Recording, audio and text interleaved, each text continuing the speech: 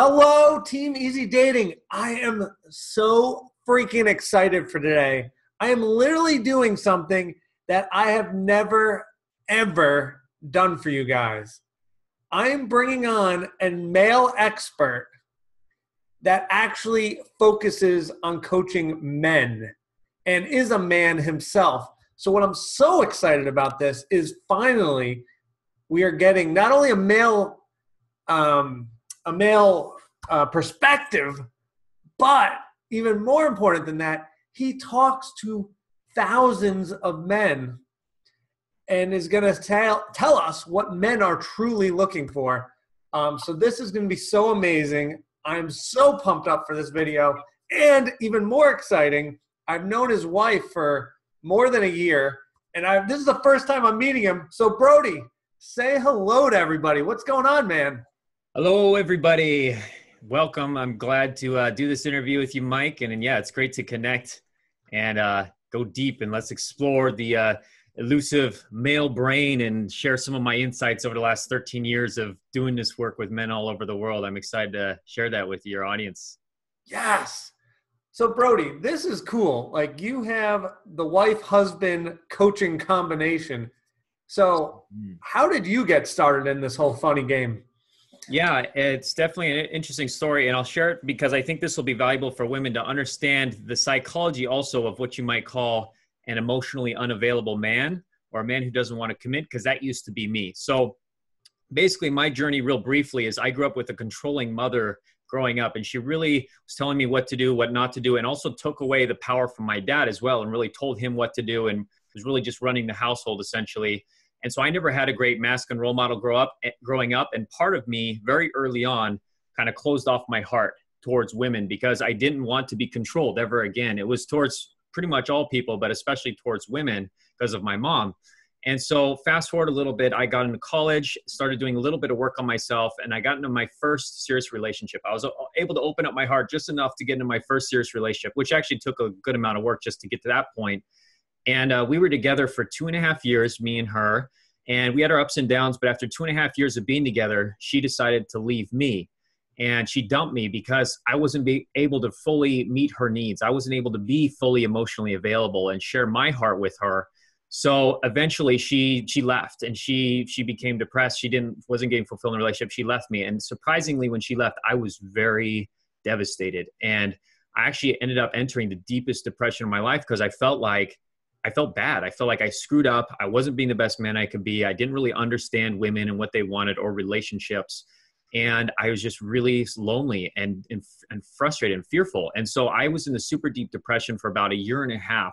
And when I was in the depths of my depression, I actually started feeling like might as well just end my life. Like, I had suicidal thoughts, and I was sitting in my car one day, and then I said, you know what? A stronger part of me said, you know what? You could go ahead and kill yourself, but what if instead you did whatever it took to never have to feel this way ever again? And I started this journey of studying everything I could get my hands on in relation to women and dating and psychology, and working on myself, went to dozens of workshops, spent over $10,000 on all this training, and actually ended up hiring my own dating coach, this man who took me under his wing and showed me what I was doing wrong, what I need to do differently. So I'm a huge believer in that, getting a coach for this process. But ultimately, I was able to reconnect with myself as a man, to open up my heart, to be vulnerable, to get clear on what I wanted. And eventually that led me to meeting my amazing wife, Antia, who also, when we met, she happened to be a coach as well. She had been helping women for just as long as I'd been helping men, because I started becoming passionate about this. And I started wanting to help other men as well and teach what I learned. And she'd been doing the same thing. And we actually met each other in beautiful Hawaii. We met in Oahu at a self-improvement workshop, and I just connected with her right away. And that's more we can kind of share about, of like the principles of how you get a man to really notice you and want to connect with you and want to commit. And so I was attracted to her. We connected on all levels, and eventually, we were kissing under the Hawaiian moon later that night, and the rest was really history. I even told her the night we met, I said, "You're the woman from my story." Because I had actually written out in my journey of working on myself as a man, I'd written out a list of exactly what I wanted my ideal woman, and she was it. She was everything on my list. And I said, "Wow, you're the girl from my story." And that night as well, I also told her, we have a huge responsibility to humanity, because I felt it that night, like we were going to do big things together, because that's what I wanted, was a power partner to change the world with. And that's what I found with her. And now we've been helping thousands of singles all over the world, men and women, to attract their ideal partner. Now we're mostly working with women, but for the last 13 years, I've been working with men. And it's just something I'm super passionate about. We both are. So that's really the journey of what led me to this place. Wow. What a powerful story. And I could relate to that. And wow, that was just amazing. Brody, I got to ask you, this is a little off topic, but I'm really interested. So you said your heart was kind of like this much open, and then obviously now it's vast, and you've been able to give your love. Yeah. What do you think was there one moment or something that just triggered where you're like, went from closed heart to open heart? Yeah, it's a great question. So really what it was for me in my breakup, in my depression, I feel like that was a force that really helped crack my heart open, so to speak. It was like my heart got thrown against the stone covering around my heart, my cold heart. It wasn't that bad, but it was like this closed off heart got thrown on the ground and it cracked open. And then there was revealing the tender, soft, mushy heart inside. So that was a big part of it. But it wasn't just that. It was me having that kind of traumatic experience of the breakup and the depression and questioning myself and my life and seeing the patterns. But then it was also me reaching the stage of my life, because after I had my breakup, I was depressed. My heart opened up more, but I was still like hesitant to get back into a committed relationship. And that went on for a couple of years. And I was dating a lot. I had started working on my skills. I started getting good at understanding women, what they wanted, how to be the best man. And I was connecting with women, dating a lot, having fun. But then eventually that started to lose its appeal to me as well, just dating and being with more women. So what happened for me, another shift that happened was it was either that I reached a certain phase of my life but it wasn't really, because I was only 25 at the time, but I was reaching this stage in my life where I was like, I want something deeper. I want to find a woman who I can change the world with, and I could do some big things together with and become the best version of myself with her, a power partner, someone to connect on all levels with, and then we make each other better together. And so when I had that realization that that's what I really wanted, that was what was ultimately going to fulfill me, because I wasn't getting as much fulfillment from just dating and sleeping around. That was a big shift for me. And that got me on track to then be open to the idea of really deep partnership, really deep commitment. And so, yeah, that was a big, big piece of it. Those were the two big things I would say for me that shifted things towards that direction. Awesome. All right, Brody. So you meet Antia in Hawaii. Mm-hmm. When do you actually commit to each other and become exclusive? How long into knowing each other? Yeah, that's a good question as well. So it actually was, we met each other that night and we really connected. I mean, we got pretty physical with each other. We got intimate in a lot of ways. We didn't have sex, but we're intimate on pretty much all levels, emotionally, spiritually. We're having these deep mental discussions and making out and touching each other and all that. But yeah, we didn't, and I even told her she was the girl from my story and we have a huge responsibility to humanity, but we didn't like become exclusive for a while actually. So part of my philosophy I learned was to really keep things organic, and I didn't want to force things too quickly. And so we really it was very organic process of us connecting and seeing each other. And then Ancha still had her patterns coming up and I still had my patterns coming up, still kind of wanting to push away. And she had some anxiety patterns as well, because she used to have an anxious attachment style, and we work with our clients a lot in the attachment style. So that was coming up, and my avoidant attachment style was kind of pushing her away. So it took us about 3 months before I started realizing that I was really developing feelings of love for her. That's what I told her one day. I said, I'm starting to feel feelings of love for you. And that was a big shift for us. As soon as I said that, that was like when we really took it seriously and like, we're becoming exclusive now. Because even though I knew she was the girl from my story, I still wanted to let it be organic and make sure that it was right, because I still had also my kind of little bits of hesitations in there. And then it turned out it was right. And that's when I fell in love. And then shortly after that, it was only 3 months after that. So 6 months since I met her, 3 months after I told her I was starting to feel feelings of love for her, I proposed to her. And we'd actually moved after that into San Francisco. But yeah, that was the journey with that. And then we got married, of course, just like 6 months after I proposed, I think. Wow. Yeah. So I'm so happy that you're telling this story, because I'm always telling clients about this science experiment that was done a number of years ago, where they figured out that men typically know if they're going to fall in love or if the woman they're dating with is the right person on average on date number 2, if that's the right person. Mm. And then on the other side, women typically know on average 14 dates. And women always look at me, they're like shocked. They're like, Mike, are you nuts? You're telling me men know by date 2? And you and I are prime examples, because it sounds like, I mean, obviously you had to go through the process, and we all have to go through the process, but on pretty much night 1, you were like, this is the woman for my story, right? Yeah, exactly. And that's what happened with Kelly and I. You don't know my story, but literally on date 2, I'm thinking, I said, like, you know, we're going to be celebrating at this location like every year. And we're going to get married one day. And she's like, yeah, okay. Yeah, shut up. I'm like, all right, we are. But anyway, back to your story. I really want to know. So commitment happened at 3 months. But what do you think was the quality that she possessed? Or what was it for you that made you really want to commit to her?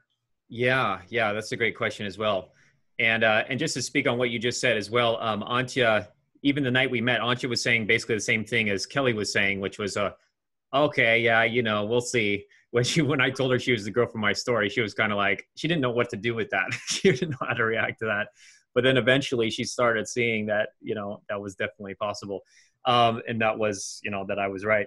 But basically, yeah, so what the traits were that I saw in Antje that made me fall in love, and this is what a lot of what I teach our women as well is, so for me, like I said, I was looking for women I could connect with on all levels. And so when I had written my list of what I wanted those connections. I wanted a mental connection, emotional connection, spiritual connection, physical connection.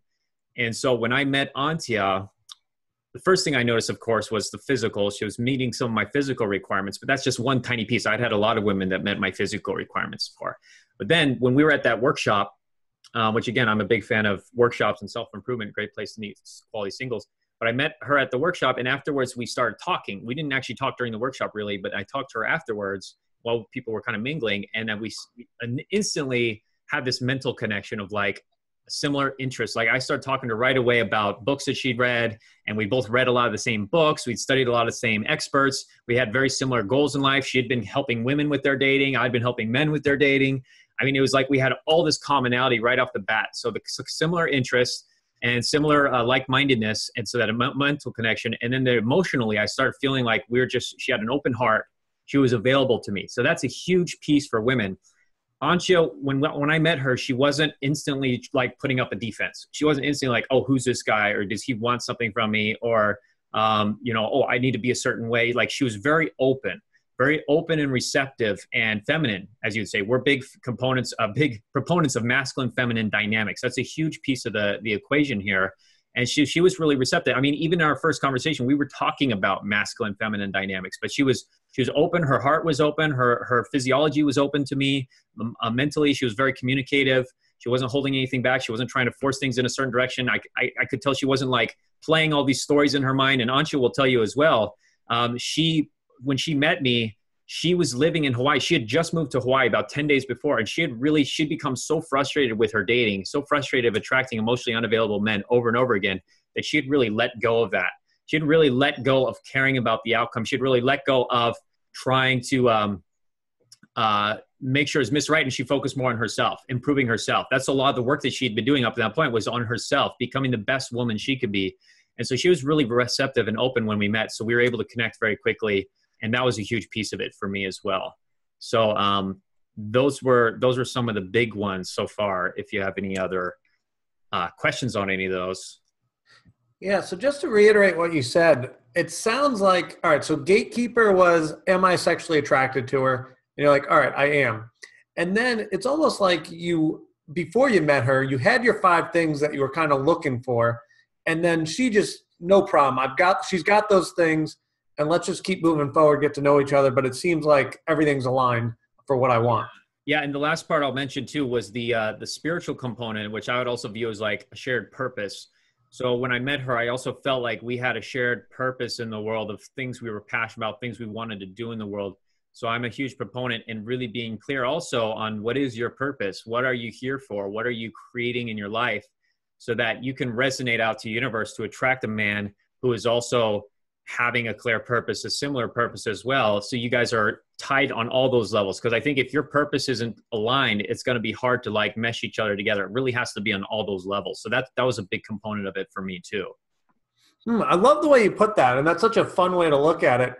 Because we always talk about like, all right, we got to line all the similarities up. But like, I love that question of like, what is your purpose? Because that, like, forget all the nonsense. That is a real question. And like, maybe someone's like, well, you know, if they're in their 30s, they're like, well, I want to get married and have kids. Or maybe in their 60s, they're like, my purpose is to travel. I'm done with working, empty nester, I'm traveling. And do these purposes line up with the person you're talking to? And does it make sense? Yeah, totally. And I think your purpose also has to be based on something at least slightly outside of yourself. So some vision that you have for a better world, some vision that you have for a better, it doesn't have to be a better world. It could just be a better community around you, a better city, a better family dynamic. You know, at the very least, yeah, I think that could be definitely a purpose, is to raise the best kids possible or have an amazing family. But ultimately, if you have something that's also tied to much bigger than yourself, I think that's going to give that extra oomph to the purpose. And that's going to resonate even more to attract your ideal partner, who's also going to be able to join you on that. The universe will be in your favor. Oh, I like that. That's a great point. And yeah, no one's going to be fully satisfied unless they have that greater purpose. And I think that's knowledge that people are familiar with. Yeah. Let's move on. All right. So obviously you've talked to thousands of men. And so we talked about what made you want to commit. But I want to talk about these thousands of men you've met over the years. What traits are they looking for to settle down? What are the ones that just keep coming up over and over again? What are the major ones? Yeah, totally. That's a great question. So what I've seen over the years, working with thousands of men all over the world, all different stages of life as well, all different ethnicities and career types, and myself included, I would have to boil it down to one concept.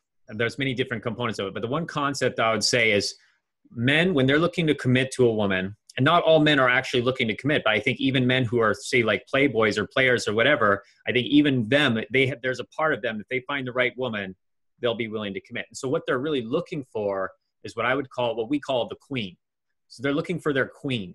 And now, what does that mean? What is a queen? So there's a lot of traits we describe in being a queen. So men are looking for a queen, which means a woman who values herself, a woman who holds respect for herself, a woman who sees herself as the prize, as valuable, as having something to offer a great man, a quality man. And so that's a big part of it, being the queen. Now, the other components that a queen has is she's able to respect herself and take care of herself in the sense of also setting boundaries. She's able to set boundaries in the right way. She's able to not be what we call a doormat. So if you take a look at a spectrum, this is one thing we teach called the king-queen matrix. If you look at the spectrum, if you hold on one side, you might be what you would call a doormat. This would be a woman who does everything for everybody else, is a people pleaser, is anxious, gets easily attached, doesn't really value herself, doesn't really take care of herself.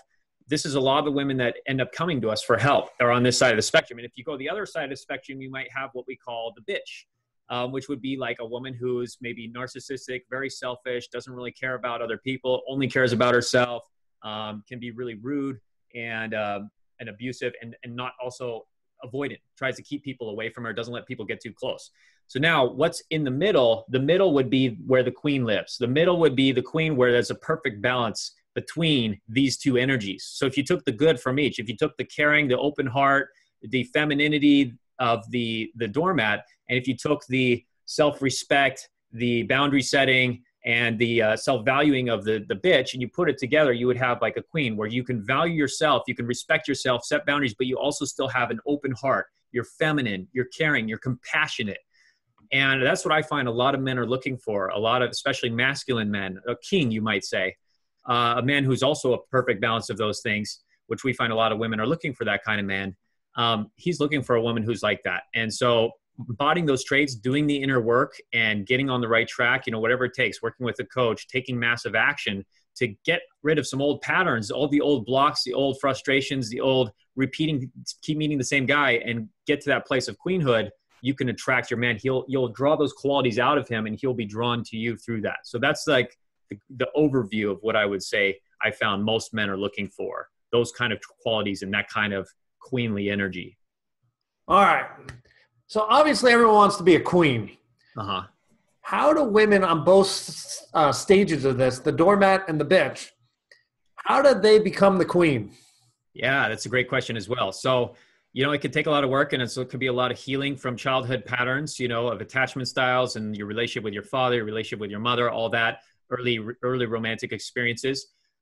Some things you can practice right away. I'll give some tips for the doormats out there. If you find yourself being anxious, attracting emotionally unavailable men that don't want to commit or avoid it, you might say, a lot of it is going to be practicing things like I was talking about, actually practicing being more like a bitch.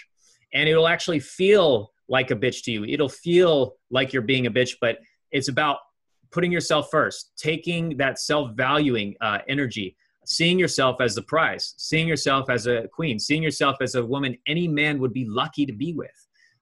You might take examples from like the show. We love the show The Bachelorette, where you're letting men start to chase you. You're letting men line up and start to prove themselves to you. And maybe you're dating multiple men at the same time. So you can create that scenario where now you are the trophy that's being fought after. So stepping into that bitch energy, setting more boundaries, being more clear on speaking up more, being more clear on what's working for you, what's not working for you, rather than just holding it in and having trust issues and just putting up a wall with men. While still keeping your open heart, which if you've been a doormat for a while, you don't really have to worry about that. It's more now practicing the opposite energies and really holding that self-value. So that's going to be a lot of it for the doormats. And it's a huge journey that can show up in how you text men. It could show up in how you talk to men, show up on where you go to meet men, how you show up on a date, what you do when he asks you to do stuff for him. So there's all different ways they'll show up how you handle that. Now for a bitch, if you find yourself more being avoidant, pushing men away and having up really strong barriers, it's about practicing more the opposite, being more open-hearted, being more feminine, letting go of trying to control things all the time, and really softening your heart more so that you can really let a man feel you. I mean, that really goes for both, but doormats typically already have that, and it's just about letting down some of those guards. So either side you're coming from, that'll help you to get in that queen energy. Ooh, that's great advice. Mm.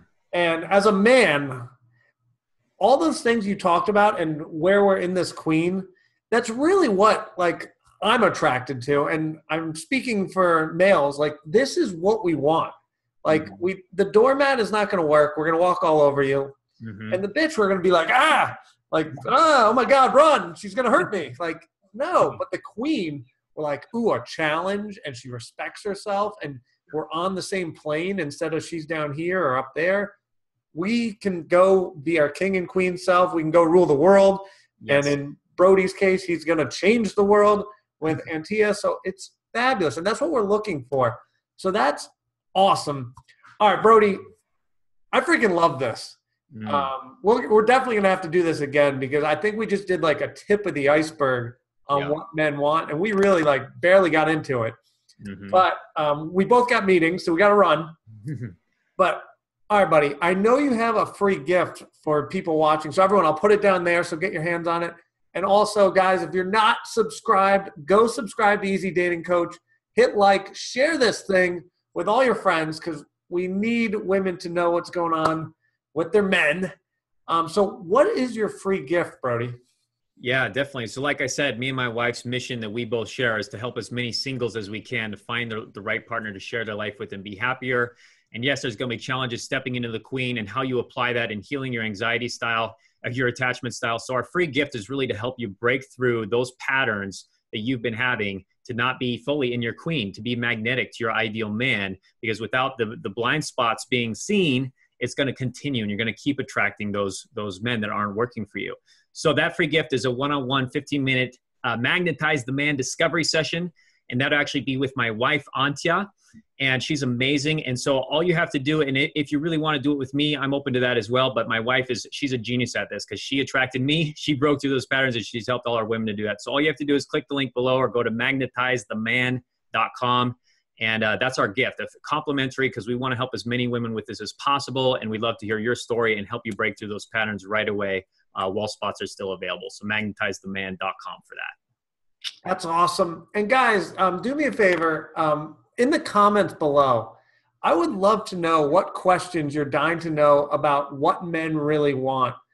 And so feel free to go ask, like, what's going on with men when they do X? Why are they doing Y? Let's ask those. And let's, if Brody checks in, he'll answer some of them. I will definitely be checking all the time, and I will answer it. I want women to know what's going on so that we can have better relationships.